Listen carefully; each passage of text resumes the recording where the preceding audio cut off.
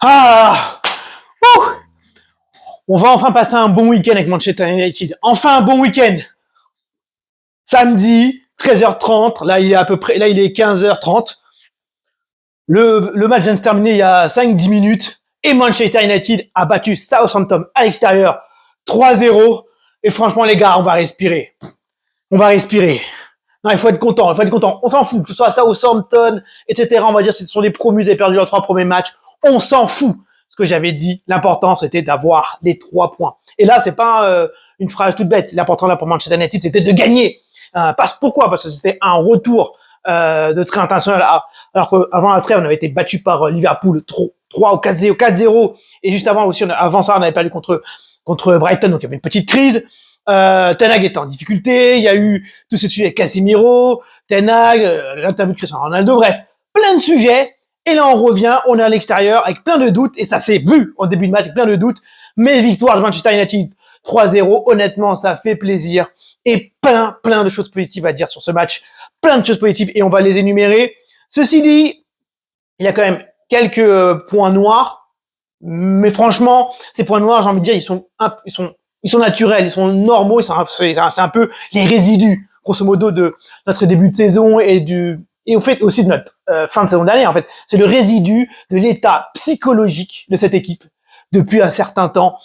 Et ce genre de victoire, peu importe j'avais dit peu importe la manière, peu importe la forme, le fond est important. Le fond, c'est la victoire, et on a réussi à l'obtenir. Alors, qu'est-ce qu'on peut retenir de fort de cette victoire? Pour moi, globalement, c'est avant tout 2 choses.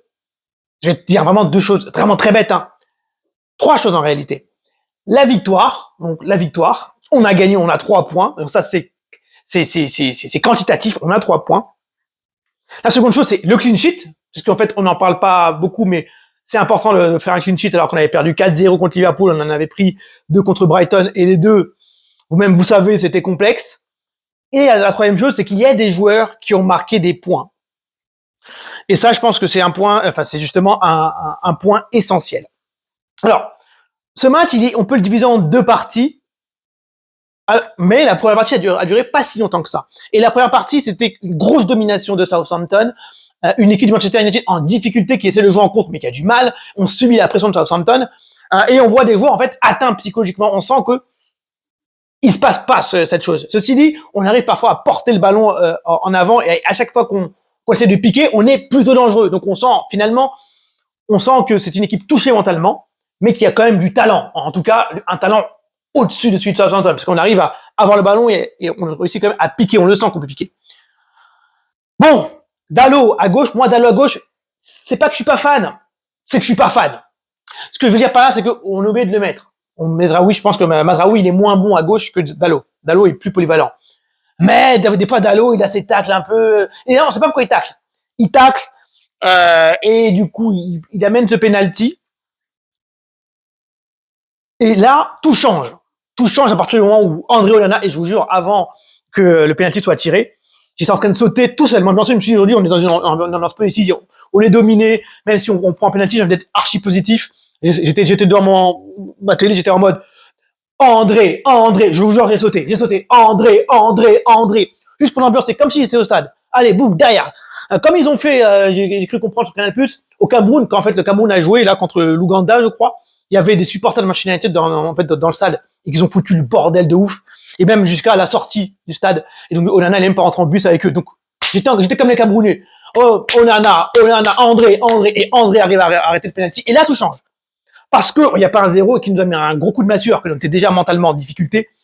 Et par conséquent, ça nous remet un peu de positif. On a échappé belle. Vous voyez, c'est comme quand vous, entre guillemets, vous échappez à la mort, et là vous vous rendez compte que vous êtes vivant et vous vivez plus intensément votre vie. Et là, c'est la même chose. Et là, on arrive, superbe centre, un corner en 2 temps que je déteste. Je déteste les corners en 2 temps. Je déteste ça. Pour une fois, il me faut mentir.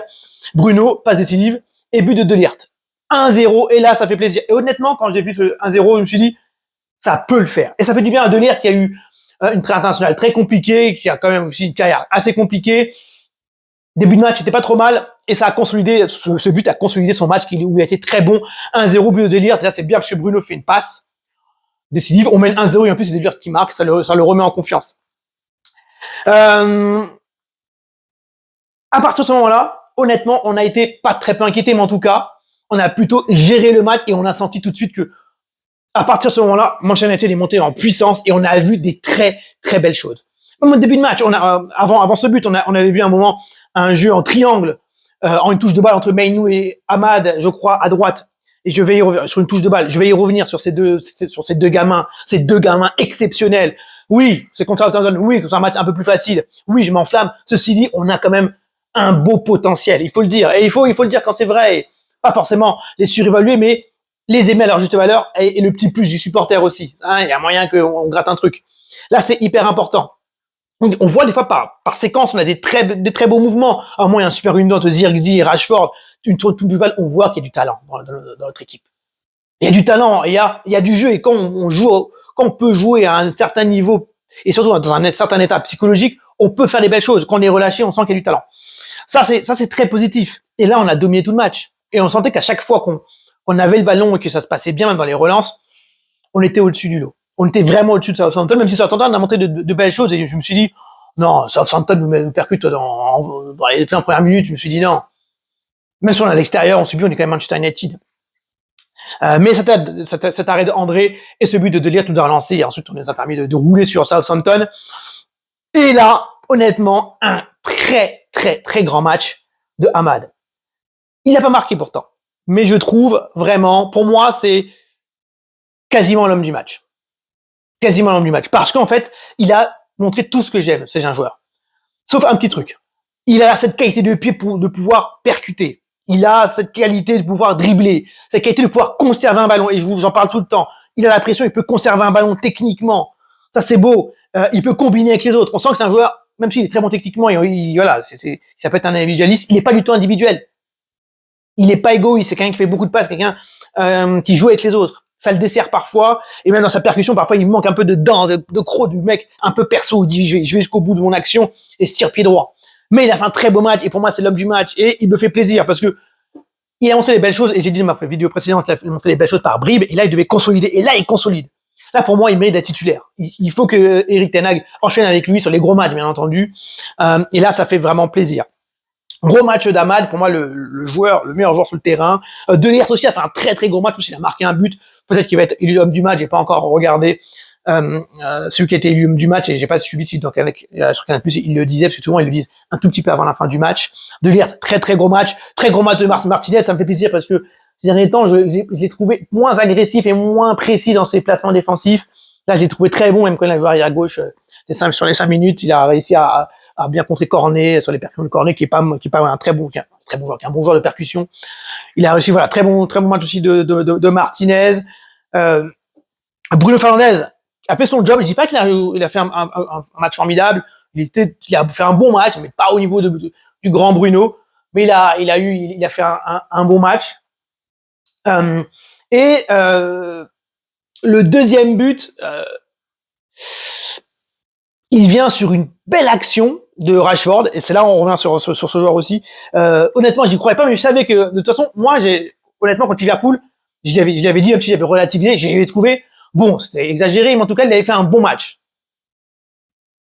Relativement à ce que Rashford était avant, je veux dire, quelques matchs auparavant. Il était très mauvais, et là, contre Liverpool, j'ai senti que c'était l'un des seuls qui tentait les choses, qui tentait de se rebiffer. Il a fait quasiment 2 passes décisives à Zirkzee, qui les a pas mises, et on reviendra sur Zirkzee, qui est un bon joueur, mais bon, en dilettante, des fois, il faut qu'il tape dans le ballon quand même, qu'il tue le gars, qu'il tue le gardien, quoi. Des fois, c'est très beau joueur, il dribble, mais bon, comme Mourinho avait dit à Benzema, j'ai un petit chat, un beau chat, mignon, hop, il fait des petits miaou, il est doux, hop, il est chaloupé. À un moment, il faut le tuer, il faut devenir un vrai félin, mordre dans la viande, quoi.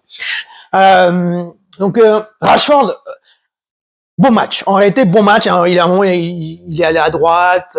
Il n'est pas juste. Il est une deux avec Zirkzee. Je trouve qu'il peut bien s'entendre techniquement. Ils ont une belle relation technique, des belles contre-attaques aussi avec Bruno, des percussions. J'ai trouvé plutôt propre. Et son but est à l'image de ce qu'il a été, c'est-à-dire cette percussion sur le côté gauche, il rentre et il a une très belle qualité de frappe. Rashford, même une très belle qualité de passe. Une super frappe enroulée, but bien pour sa confiance, et aussi ça valide un match intéressant pour Marcus, qui j'espère va monter en puissance là-dessus. Et là, honnêtement, sur le 2-0, j'étais plutôt confiant. J'ai senti qu'on était au-dessus de Southampton. Southampton avait pris un coup derrière la tête. C'est pas aussi une grosse équipe. Donc ils allaient pas se rebiffer de fou. C'est pas Brighton, par exemple. Et après, on a totalement maîtrisé avec un homme au milieu de terrain, le métronome, Kobe fucking Mainoo.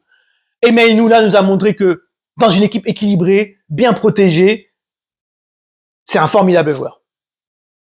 Il est super. Il est magnifique. C'est un joueur magnifique. Il est très fort. Là, c'est l'un de ses meilleurs matchs. Hein. Il a joué à son poste, à un poste. J'avoue que moi, je le préfère quand il est un peu plus haut, mais en réalité, là, il a été très très bon dans les passes, dans les 1-2, dans les récupérations, même dans la projection. Honnêtement, on a eu un super Mainoo. Et j'étais pas loin de dire que c'était le joueur du match, mais je le donne quand même à Ahmad.